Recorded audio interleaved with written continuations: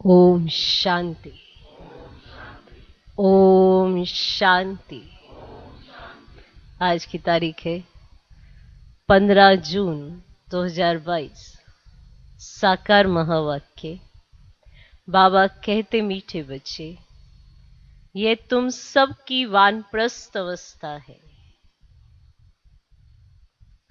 ये तुम सबकी वानप्रस्थ अवस्था है। वापस घर जाना है। वापस घर जाना है। इसलिए बाप और घर को याद करो। इसलिए बाप और घर को याद करो। पावन बनो, सब खाते खल्लास करो। बाबा कहते मीठे बच्चे, ये तुम सबकी वानप्रस्थ अवस्था है। वापस घर जाना है। इसीलिए बाप और घर को याद करो। पावन बनो, सब खाते खल्लास करो। ठीक। आज का प्रश्न, बाप ही बच्चों को कौन सा धीरज देते हैं?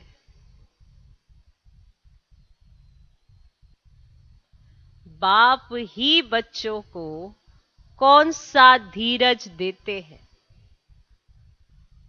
उत्तर, बच्चे अभी इस रुद्र ज्ञान यज्ञ में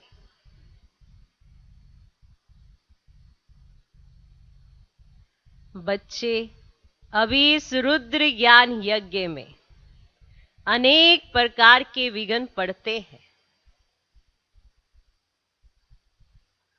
परंतु धीरज धरो।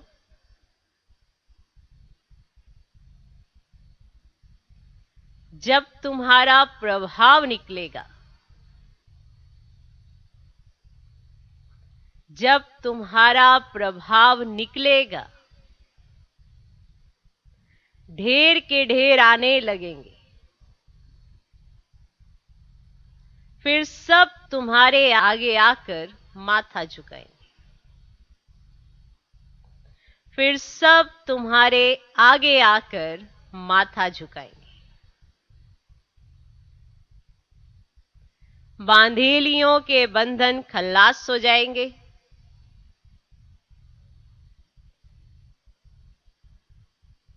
जितना तुम बाप को याद करेंगे,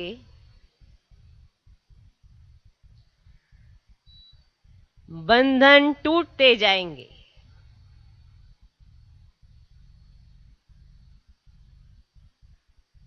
तुम विकर्मा जीत बनते जाएंगे।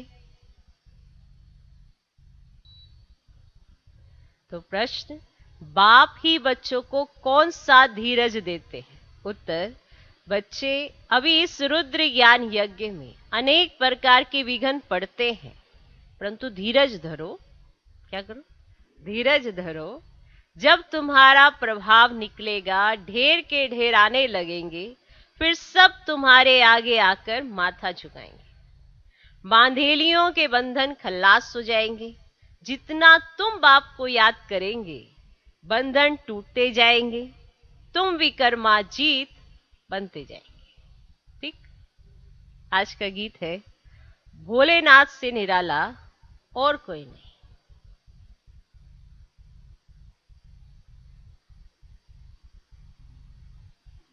किससे निराला?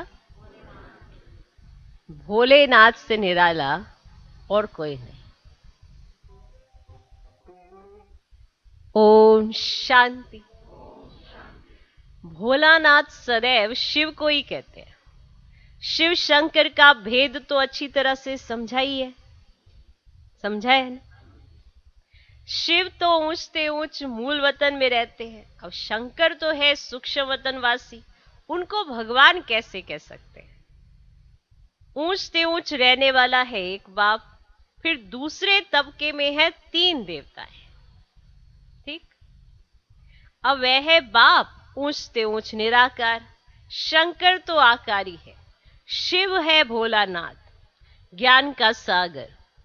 शंकर को ज्ञान का सागर कह नहीं सकते। तुम बच्चे जानते हो शिव बाबा भोलानाथ आकर हमारी झोली भरते हैं, आदि मध्य अंत का राज बता रहे हैं। रचता और रचना का राज बहुत सिंपल है।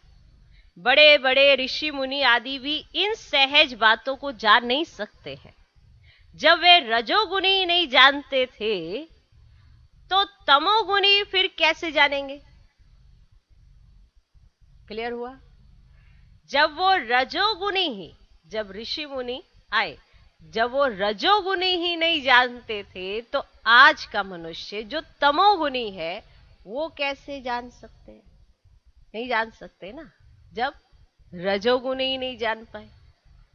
तो अभी तुम बच्चे बाप के सम्मुख बैठे हो, बाप अमर कथा सुना रहे हैं। ये तो बच्चों को निश्चय है बरोबर हमारा बाबा माना शिव बाबा सच्ची सच्ची अमर कथा सुना रहे हैं। इसमें कोई संशय नहीं होना चाहिए। कोई भी मनुष्य हमको ये नहीं सुना रहे हैं भोलानाथ है शिव बाबा, कहते हैं मुझे अपना शरीर नहीं है, मैं हूं निराकार, पूजा भी मुझ निराकार की ही करते हैं, शिव जयंती भी मनाते हैं। अब बाप तो जन्म मरण रहित है, अब वह है भोलानाथ, जरूर आकर सभी की झोली भरेगा।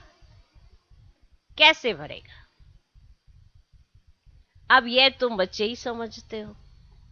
अविनाशी ज्ञान रत्नों की झोली भरते हैं, यही नॉलेज है। ज्ञान सागर आकर ज्ञान देते हैं। अब गीता तो वही एक ही है, परंतु संस्कृत श्लोक तो है नहीं। अब भोली माताएं संस्कृत आदि से क्या जाने, ये तो बेचारी अक्षर भी पूरा पूरा नहीं बोल पाती है। तो ये भोली माताएं संस्कृत आदि से क्या जाने, इनों के लिए ही भोलानाथ बाबा आते हैं। ये माताएं तो वैसे तो कुमारियां भी माताएं, सुना था ना पीछे। ये माताएं तो बेचारी घर के काम में ही रहती हैं। अब यह तो अभी अभी फैशन पड़ा है, जो नौकरी करती हैं। तो बाबा अब बच्चों को ऊंच से ऊंच पढ़ाई पढ़ा रहे हैं। जो बिल्कुल कुछ भी नहीं पढ़े थे उन्हों पर पहले पहले कलश रखते पढ़ाई का। अब यूं तो भक्तियां सीताएं सब है। राम आए हैं रावण की लंका से मुक्त करने, अर्थात दुख से मुक्त करने। फिर तो बाप के साथ घर ही जाएंगे, और कहां जाएंगे? अब याद भी घर को करते हैं, हम दुख से मुक्ति पावे। अब बच्चे जानते हैं बीच में किसको मुक्ति मिल ही नहीं सकती, सबको तपो प्रधान बनना ही है। मुख्य जो फाउंडेशन है वह जल जाता है, वह धर्म ही प्राय लोप हो जाता है। बाकी कुछ प्राय चित्र आदि जाकर रहते हैं। लक्ष्मी नारायण का चित्र भी गुम हो जाए तो यादगार कैसे मिलेगा? वो तो बरोबर जानते हैं ना देवी देवताएं राज्य करते थे, अब उन्हों के चित्र भी अभी तक है। तो बच्चों को इस पर समझाना है, ठीक है? क्या करना है? समझाना है। तुम जानते हो लक्ष्मी नारायण बचपन में, अच्छा, बचपन में प्रिंस प्रिंसेस राधे कृष्ण थे, फिर महाराजा महारानी बने हैं, अब वे है ही सत्यु के मालिक। तो देवताएं कभी पतित दुनिया में पैर नहीं धर सकते। अब श्री कृष्ण तो है ही वैकुंठ का प्रिंस, वह तो गीता सुना ना सके, भूल भी कितनी भारी करती है। अब कृष्ण को भगवान कहा नहीं जा सकता, अब वह तो मनुष्य है देवी देवता धर्म का। अब वास्तव में देवताएं ब्रह्मा विष्णु शंकर तो सूक्ष्म वतन में ही रहते, अच्छा, या मनुष्य रहते हैं। अब मनुष्य को सूक्ष्म वतन वासी नहीं कह सकते। ब्रह्मा देवताएं नमः, विष्णु देवताएं नमः कह देते हैं ना, कह देते हैं ना। अब वह है देवी देवता धर्म, श्री लक्ष्मी देवी श्री नारायण देवता। अब मनुष्य को 84 जन्म लेने पड़ते। अभी तुम बच्चे जानते हो असल में हम देवता धर्म के थे, जानते हो कि ऐसे ही मानना ही पड़ेगा, देवता धर्म के थे। तो वह धर्म बहुत सुख देने वाला है। अब ये कोई कह ही ना सके वहां हम क्यों नहीं। यह तो जानते हो ना कि वहां एक ही आदि सनातन देवी देवता धर्म था, फिर बाकी और धर्म नंबरवार आते हैं। क्लियर? यह तुम बच्चे समझा सकते हो। यह अनादि बना बनाया खेल है। उसमें फिर सतयुग होगा, भारत में ही होना है, क्योंकि भारत ही अविनाशी खंड है, इसका विनाश नहीं होता है। अब यह भी समझाना पड़ता है, बाप का जन्म भी यहाँ होता है और उनका है दिव्य जन्म, जो मनुष्य सदृश्य नहीं है। कौन सा जन्म है उनका? दिव्य जन्म, जो मनुष्य सदृश्य नहीं है। बाप आए हैं निकालने। अभी तुम सिर्फ बाप और घर को याद करो, फिर तुम राजधानी में आ जाएंगे। अब यह तो आसुरी राजस्थान है, आसुरी है ना। अब बाप ले जाते देवी राजस्थान में, और कोई तकलीफ नहीं देते, सिर्फ बाप और वर्षे को याद करना है। तो यह है अजपा जाप। मुख से कुछ भी कहना नहीं है, सूक्ष्म में भी कुछ कहना नहीं है। साइलेंस में बाप को याद करना है, घर बैठे। मुख से कुछ भी कहना नहीं है, साइलेंस में बाप को याद करना है, घर बैठे। बांधेलियां भी घर बैठे सुनती हैं, छुट्टी नहीं मिलती है। हाँ, घर बैठे सिर्फ पवित्र रहने की कोशिश करो। बोलो, हमको स्वप्न में डायरेक्शन मिलते हैं, पवित्र बनो। अभी मौत सामने खड़ा है, तुम अभी वानप्रस्थ अवस्था में हो। वानप्रस्थ में कभी विकार का ख्याल थोड़ा ही होता है। अभी बाप सारी दुनिया के लिए कहते हैं, सभी की वानप्रस्थ अवस्था है, सभी को वापस जाना है, तो घर को याद करना है, फिर आना भी भारत में है।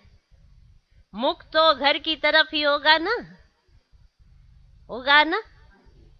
अब बच्चों को और कोई तकलीफ नहीं दी जाती, बहुत बड़ा सहज है। कोई तकलीफ दी है तुम्हारे सिर पे, कोई रखा, कोई बोझा रखा है, बड़ा सहज है। घर में बैठ भल भोजन बनाओ शिव बाबा की याद में।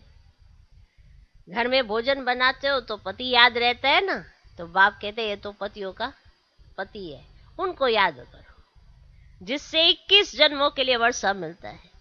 अच्छा, कोई को छुट्टी नहीं मिलती है, वह भी रहे बाप और वर्षे को याद करो, अपना तो कुछ छुटकारा कर लो। बाप से पूरा वर्षा ले सकते हो, धीरे धीरे तो छुटकारा मिलना ही है, मिलेगा ही। हाँ, रुद्र ज्ञान यज्ञ में विघ्न भी जरूर पड़ने। आखिरी में जब तुम्हारा प्रभाव निकलेगा तो तुम्हारे चरणों में माथा टेकते रहेंगे। तुम्हारे निश्चय के आगे तो सबको झुकना है ना। विघ्न तो पड़ते ही रहेंगे। होता क्या है, कोई एक दो भी ऐसा करते हैं तो बाकी सब पर भी विघ्न आ जाते हैं। वो कहते हमने तो इनको छुट्टी दी हुई है, ये तो स्थान सही नहीं है।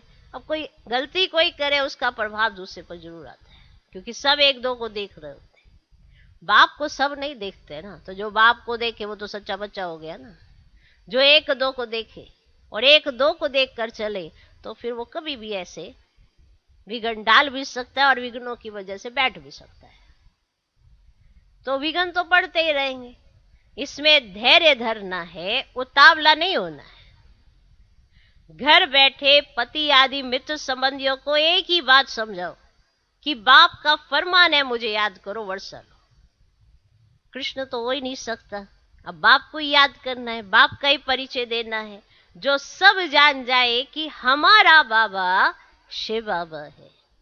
अब वह भी अभी याद अच्छी रह सकती है। देखो देखो, समय याद करने का अभी है, वो अभी अच्छी रह सकती है ना। थोड़े समय के लिए यह बंधन मारपीट आदि है ना। जो बांधेलिया है उनको कितने बंधन होते हैं, मार खानी पड़ती है, तो थोड़े समय के लिए यह बंधन मारपीट आदि है। आगे चल ये सब बंद हो जाएगी। कोई कोई बीमारी होती है जो झट छूट जाती है, कोई वर्ष 2 वर्ष तक भी चलती है। इसमें भी उपाय यही है, माना बंधन तो टूट नहीं है। आप ये सोच के बैठ जाए कि ये बंधन कभी टूटने नहीं है, ये गलत है, ये बीमारी है। आपका निश्चय ही ये बंधन तोड़ेगा। इसलिए अपने निश्चय में ऊपर नीचे नहीं करो। बंधन तो टूट नहीं है, कब टूटेंगे कैसे, उसमें उतावलापन नहीं दिखाना है। बंधन तो टूट नहीं है। इसीलिए कहा कोई बीमारी 1-2 वर्ष भी चलती है, कोई झट ठीक हो जाती है, तो आगे चलिए सब बंद हो जाएंगे। ओके, कोई बीमारी 1-2 वर्ष तक चलती है, तो इसमें भी यही उपाय है। बाबा को याद करते करते बंधन छूट जाएंगे। इसीलिए हर बात में धीरजता है। क्या चाहिए? उतावलापन नहीं चाहिए। कई बार उतावलेपन में बहुत कुछ हो जाता है। धीरज रखो, थोड़ा धैर्य धारण करो, सब ठीक हो जाता है। कई बार हम ओवर एक्साइटेड हो जाते हैं, ऐसा कैसे ऐसा कैसे, इसी चक्कर में और भी बात बिगड़ जाती है। थोड़ा धैर्य रखो। ओके, तो यही उपाय है वो बंधन काटने के लिए। बांधेलियों के लिए विशेष बाबा उनको धैर्य रखने के लिए, उतावलापन ना रखने के लिए कहते हैं। धैर्य रखें। क्या रखें? क्या रखें? धैर्य। ऐसे ही होता है जब बाबा हमें समझाते हैं ना हर बात, तो फॉलो करने का भी बुद्धि चाहिए। हमें क्या कहा जा रहा है और क्यों कहा जा रहा है। तो जैसे ये साधन आपको आराम से बैठाए, ऐसे आपकी स्थिति आपको आराम से बैठाए। साधनों ने भी तो आपको कितने आराम से बिठा दिया। गर्मी में कैसे आपको ठंडक का एहसास, ऐसे स्थिति कराए कि भले चारों तरफ तूफान हो, भले कुछ ऊपर नीचे हो रहा हो, पर आप नहीं हिलना। क्योंकि याद रखो, बाबा के साथ ड्रामा भी है, और ड्रामा मदद तब करता है जब आपका निश्चय बाबा पे रहता है। और अगर आपका निश्चय बाबा से हिलेगा तो ड्रामा आपको कैसे मदद करेगा। तो ये भी एक राज है। इसलिए बाबा और ड्रामा दोनों पर निश्चय रखो, फिर देखो कमाल। इसीलिए कई बार हम एक सिचुएशन देखते हैं, दूसरी कहीं और तैयार हो रही होती है ना। हर सिचुएशन तो आपके सामने है नहीं। तो जब आपके सामने कोई सिचुएशन आए तो आप धैर्य रखो। किन्हीं को नई छुट्टी मिलती है तो धैर्य रखें, पवित्रता रखें और याद को बढ़ाएं। कहीं कहते हैं हमें याद करने नहीं देते हैं, कईयों के ऐसे प्रश्न आते हैं। पर याद तो मन बुद्धि का आधार है ना, उसमें कोई बैठने या उसकी कोई आधार नहीं है। कोई आपको याद नहीं करने दे रही, ये चैप्टर ही आपको क्लियर होना चाहिए कि याद कोई किसी को बांध नहीं सकता। इसीलिए बाबा एग्जाम्पल जो देता है वो आशिक माशूक का देता है। उनके घर वालों को तो किसी को नहीं पता ये किसको याद कर रहे हैं। तो आपकी याद भी तो मन बुद्धि से है, तो इसमें किसी को नहीं पता होना चाहिए, ना ही कोई किसी को याद करने से रोक सकता है। तो ये बात भी हमें क्लियर होनी चाहिए। ओके, तो आज बाबा गारंटी कर रहे हैं कि धीरे धीरे ये बंधन खलास हो जाएंगे आपकी याद से। जितनी आपकी याद, उतना यही एक उपाय है जो ये बंधन छूट जाएंगे। इसलिए हर बात में क्या चाहिए? धीरज चाहिए। क्या चाहिए? धीरज चाहिए। बाप कहते जितना तुम याद करेंगे उतना विकर्म विनाश होंगे, बुद्धि टूटती जाएगी। यह विकर्मों के भी बंधन है। अब जो बंधन है, एक तो घर से होते हैं, एक विकर्मों के कारण बंधन होते हैं कि हम अच्छा सोच ही नहीं पाते। विकर्मों का बहुत कड़ा बंधन है कि हमारा जो चिंतन है ना वो अपोजिट ही चलेगा, श्रेष्ठ नहीं चल पाएगा। हम जल्दी से मनमत पर या परमत आश्रित हो जाएंगे। उसका कारण भी हमारे विकर्म ही होते हैं। अगर हमारे विकर्म हम योग से विनाश कर रहे हैं तो हमारा चिंतन बड़ा श्रेष्ठ रहेगा। और जहां चिंतन श्रेष्ठ आया नहीं, स्थिति बहुत अच्छी बनती है। भले परिस्थिति आपके इर्द गिर्द कोई भी कैसी भी बना ले, वो बाबा देख लेगा। इसीलिए विकर्मों का भी बंधन होता है। विकार को ही नंबर 1 विकर्म कहा जाता है। अभी तुम विकर्माजीत बनते हो। विकर्माजीत याद से ही बना जाता है। सभी खाते खलास हो जाएंगे, फिर सुख का खाता शुरू होगा। जितने भी ये विकर्मों के बंधन के कारण हमारे खाते बने हैं वो खलास हो जाएंगे और फिर हमारा सुख का खाता शुरू हो जाएगा। व्यापारियों के लिए तो वो सहज है, समझते हैं कि पुराना खाता खलास कर फिर नया शुरू करना है। याद करते रहेंगे तो जमा होता जाएगा, याद नहीं करेंगे तो जमा कैसे होगा। यह भी व्यापार है ना, है ना। बाप तो कोई तकलीफ नहीं देते हैं। देते हैं क्या? बाबा कोई तकलीफ नहीं देते हैं। धक्का आदि कुछ भी खाने का नहीं है। वो तो जन्म जन्मांतर खाते ही आए हैं। अभी सत्य बाप कितना अच्छी रीति समझाते हैं। बाबा सत्य है, सत्य ही समझाते हैं, गॉड ही सत्य बतलाते हैं, बाकी तो सब है झूठ। कंट्रास्ट देखो, बाबा क्या समझाते हैं और मनुष्य क्या समझाते हैं। यह है ड्रामा। आप कंट्रास्ट देख सकते हो। आप दुनिया में बाहर देखो, दुनिया वाले क्या समझाते, बाबा क्या समझाते, यह है ड्रामा। फिर भी ऐसे ही होगा। अभी तुम जानते हो हम सदगति को पाते हैं श्रीमत पर चलने से, नहीं तो इतना उच्च पद नहीं मिलेगा। तुम निमित्त बनते हो स्वर्ग में जाने के, वहां कोई भी कर्म होता ही नहीं। यहां भी कर्म होता है तो सजा भी भोगनी पड़ती है। जो श्रीमत पर नहीं चलते उनको भी क्या कहा जाए। माना श्रीमत मिल रही है पर वो श्रीमत पर नहीं चलते हैं तो उनको भी क्या कहा जाए, नास्तिक। एक वो नास्तिक जो बाप को नहीं जानते, पर जो जान के भी ना जान पाए, वो भी क्या है, नास्तिक। क्यों नहीं जान पाया? क्योंकि वो श्रीमत पर नहीं चलता है, तो क्या है वो, नास्तिक। भले जानते हैं बाबा आस्तिक बनाते हैं, परंतु फिर भी अगर उनकी मत पर ना चले तो क्या बने, नास्तिक ठहरे ना।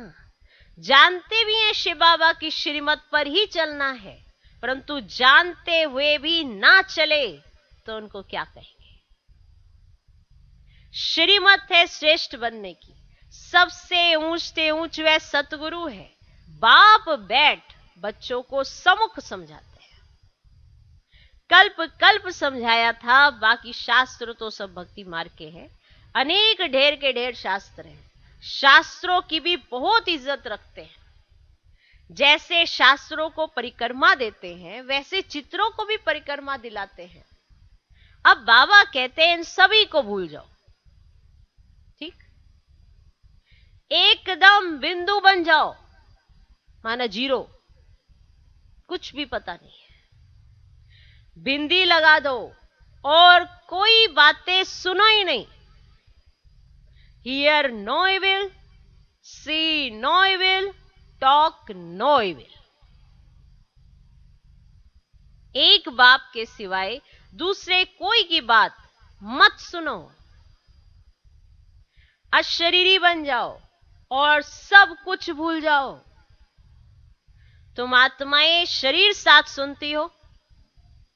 बाप आकर ब्रह्मा द्वारा समझाते हैं, बच्चों को सदगति का मार्ग बतलाते हैं। भल पहले भी कितने यत्न किए, परंतु मुक्ति, जीवन मुक्ति कोई पा नहीं सके। पा सके? नहीं पा सके। कल्प की आयु ही लंबी कर दी है। जिनकी तकदीर में होगा तो सुनेगा, तकदीर में नहीं है तो आ ना सके। यहां भी तकदीर की बात है। तकदीर में होगा तो सुनेगा, नहीं है तो आ ही ना सके। तो यहां भी तकदीर की बात है। बाप समझाते कितना सहज है। कोई कहते हैं हमारा मुख नहीं खुलता है, माना हम ज्ञान सुना नहीं पाते। अरे इतनी सहज बात है।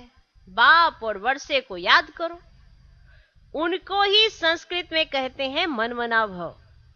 अब शिव बाबा है सभी आत्माओं का बाप, कृष्ण को बाप नहीं कह सकते। ब्रह्मा भी है बाप सारी प्रजा का। आत्माओं का बाप बड़ा या प्रजा का बाप बड़ा? बता। बड़े बाबा को याद करने से प्रालब्ध स्वर्ग का वर्षा मिलेगा। बड़ा बाबा कौन? शिव बाबा। आगे तुम्हारे पास बहुत आएंगे, जाएंगे कहां? आते रहेंगे। जहां बहुत लोग जाते हैं तो एक दो को देख बहुत घुस पड़ते हैं। तुम्हारे में भी वृद्धि को पाते रहेंगे। विघ्न कितने भी आए, उन खिटपिट से पास होकर अपनी राजधानी तो स्थापन करनी ही है। राम राज्य स्थापन कर रहे हैं। राम राज्य है नई दुनिया। तुम जानते हो हम अपने ही तन मन धन से भारत को स्वर्ग बना रहे हैं श्रीमत पर, जानते हो? कोई से पहले तुम ये पूछो परम पिता परमात्मा से तुम्हारा क्या संबंध है, प्रजापिता ब्रह्मा से क्या संबंध है। अब यह है बेहद का बाप, फिर है बिरादरियां, एक से ही निकली हुई है ना। परम पिता परमात्मा ने प्रजापिता ब्रह्मा द्वारा सृष्टि रची है, अर्थात पति से पावन बनाया है। दुनिया कुछ भी नहीं जानती, हम सो पूज्य, हम सो पुजारी गाते हैं, परंतु वे फिर भगवान के लिए कह देते हैं। अगर भगवान ही पुजारी बने तो फिर कौन पूज्य बनावे, ये पूछना चाहिए। बच्चों को हम सो का अर्थ समझाया है। हम सो शूद्र थे, अब हम सो देवता बन रहे हैं। चक्र को तो याद कर सकते हो ना, गाया भी जाता है, फादर शोज सन, सन शोज फादर। अच्छा, याद रहेगा, याद रहेगा। मीठे मीठे सिकिलधे बच्चों प्रति माता पिता बाप दादा का याद प्यार और गुड मॉर्निंग। रूहानी बाप की रूहानी बच्चों को नमस्ते। हम रूहानी बच्चों की भी रूहानी बाप को नमस्ते नमस्ते नमस्ते। Good morning good morning good morning. धारणा के लिए मुख्य सार पहला पॉइंट, होशियार व्यापारी बन।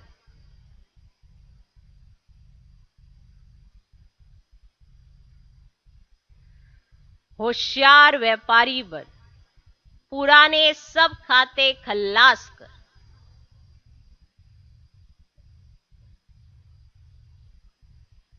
सुख का खाता शुरू करना है।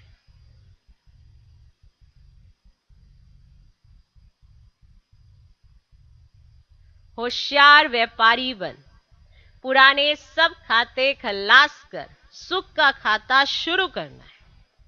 याद में रहे, विकर्मों के बंधन काटने हैं। याद में रहे, विकर्मों के बंधन काटने हैं। धीरज धरना है, उतावला नहीं होना है। अगर उतावलापन दिखाओगे तो भी है ना, योग की सिद्धि नहीं गिनी जाती है। धीरज धरना है, उतावला नहीं होना है। कहीं सोचते हैं हम उतावले बिल्कुल नहीं है, इसीलिए हम धीरे धीरे करते हैं। एक आलसी जो होते हैं ना, वो भी सोचते हैं हमारे में बड़ा धीरज है, कर लेंगे, हो जाएगा। उतावलापन, धीरज, आलस्य, इसके कंट्रास्ट को भी समझ जाना। कहीं कहते हैं नहीं धीरज बहुत है मेरे, आज का काम कल पे छोड़ना, थोड़ी देर का काम तो लंबा खींच जाना, ये कोई धीरज की निशानी नहीं है।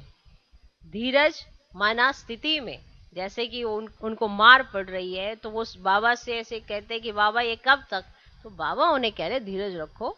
माना आप अगर आज सहन कर रहे हो तो आपके माना उसमें कितनी मनियां लिखी जा रही हैं ये बाबा जानते हैं, क्योंकि आपने पवित्रता को धारण किया है तो भगवान की नजर में आप बहुत ऊंचे हो। तो वहां बाबा उन्हें धीरज, कहीं आलस्य के लिए भी सोच लेते हैं हम नहीं करना है, कोई बात नहीं, कर लेंगे। और धीरज धीरज धीरज, वो वाला धीरज नहीं है, ये वो आलस्य है, वो विकार है। विकार और श्रेष्ठ विचार और दूसरी सब चीजें, सद्गुण, ये सारी चीजों का कंट्रास्ट भी समझ आना चाहिए। यही नहीं पता चलता कि हम अच्छे गुणों के साथ चल रहे हैं या अवगुणों के साथ चल रहे हैं। तो अगर आपके अंदर उतावलापन है, दूसरों को ना परख पाना, माना ये भी नहीं कि आपके अंदर उतावलापन और दूसरों के साथ बिगाड़े ही जा रहे हो, बिगाड़े ही जा रहे हो, तो ये कौन से गुण होते हैं, नहीं ना। तो धीरज रखो, क्या करो, धीरज रखो, उतावलापन नहीं दिखाना है। होशियार व्यापारी बन, पुराने सब खाते खलास कर, सुख का खाता शुरू करना है। याद में रहे, विकर्मों के बंधन काटने हैं।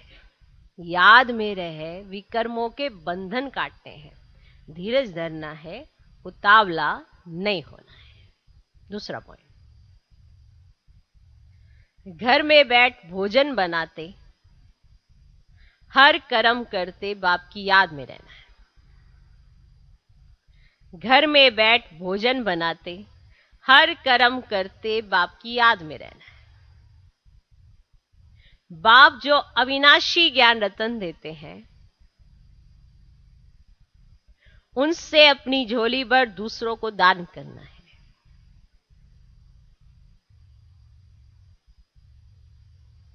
घर में बैठ भोजन बनाते, हर कर्म करते बाप को याद करना है। बाप जो अविनाशी ज्ञान रतन देते हैं, उनसे अपनी झोली भर दूसरों को दान करना है। आज का वरदान, साक्षी बन माया के खेल को मनोरंजन समझकर देखने वाले मास्टर रचयिता भव। साक्षी बन माया के खेल को मनोरंजन समझकर देखने वाले मास्टर रचयिता भव। साक्षी बन माया के खेल को मनोरंजन समझकर देखने वाले मास्टर रचयिता भव। माया कितने भी रंग दिखाए, ठीक, मैं मायापति हूं, माया रचना है, मैं मास्टर रचयिता हूं। इस स्मृति से माया का खेल देखो, खेल में हार नहीं खाओ। साक्षी बनकर मनोरंजन समझकर देखते चलो तो फर्स्ट नंबर में आ जाएंगे। उनके लिए माया की कोई समस्या नहीं लगेगी, कोई क्वेश्चन नहीं होगा। सदा साक्षी और सदा बाप के साथ की स्मृति से विजयी बन जाएंगे। ठीक, आज का स्लोगन, मन को शीतल, बुद्धि को रहमदिल और मुख को मृदु बनाओ। मृदु समझते, मीठा। मन को शीतल, बुद्धि को रहमदिल और मुख को मृदु माना मीठा बनाओ।